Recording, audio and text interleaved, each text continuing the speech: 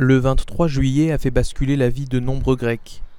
Les images des flammes vont hanter à jamais la mémoire de centaines de personnes, notamment ceux qui ont survécu à ce cauchemar. L'immense incendie a balayé la ville de Mati et Neos Voutsas et n'a laissé que destruction et douleur. Officiellement, 99 personnes sont décédées et des centaines ont été blessées. Kali Anagnostou et son fils sont venus de Dubaï pour passer les vacances à Mati. Ils se sont extirpés des flammes à la dernière minute. J'ai vu par la fenêtre que les flammes passaient près de notre maison. Nous avons paniqué. Nous avons couru à travers une épaisse fumée. On ne voyait rien. Ce dont je me souviens ensuite, c'est que nous étions dans les rochers et que nous crions. Certains pleuraient, certains sautaient dans la mer malgré les gros rochers qui étaient là. Certains décrivaient comment ils étaient sortis. Il y avait des enfants. Nous étions tous dans de très mauvaises conditions et nous ne savions pas ce qui allait ensuite se passer.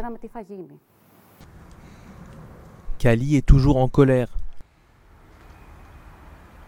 Elle souhaite quitter le pays le plus vite possible.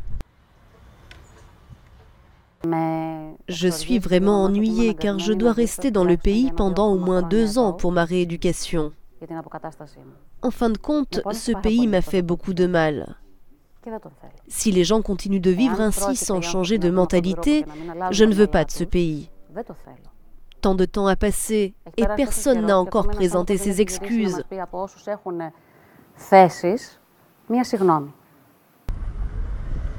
Plusieurs mois après la tragédie à Mati, les restes de maisons carbonisées subsistent comme des arbres brûlés au sol.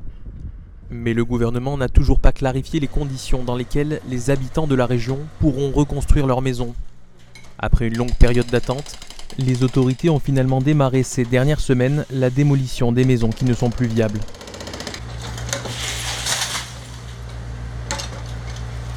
Vassilis Kanellopoulos a vu la démolition de la maison de son enfance, aux côtés de sa famille.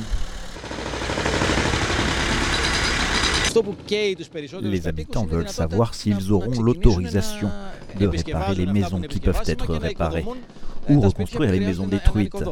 Pour l'instant, nous ne savons rien. Les gens attendent et attendent et essaient de trouver une solution pour s'en sortir chaque jour. Certains dorment dans des camps, d'autres sont hébergés chez des amis. Beaucoup d'entre eux ne vivent pas dans des conditions humaines. Nous avons l'impression que l'État se désintéresse de nous. C'est une catastrophe naturelle et l'État est absent. Ils veulent que les responsables soient condamnés par la justice. Pour les survivants à Mati, le temps s'est arrêté le 23 juillet. Ce jour-là, tout le monde a perdu quelque chose ou quelqu'un. 4 mois après, la population se dit outrée par les promesses non tenues. Ils préviennent qu'ils ne resteront plus silencieux.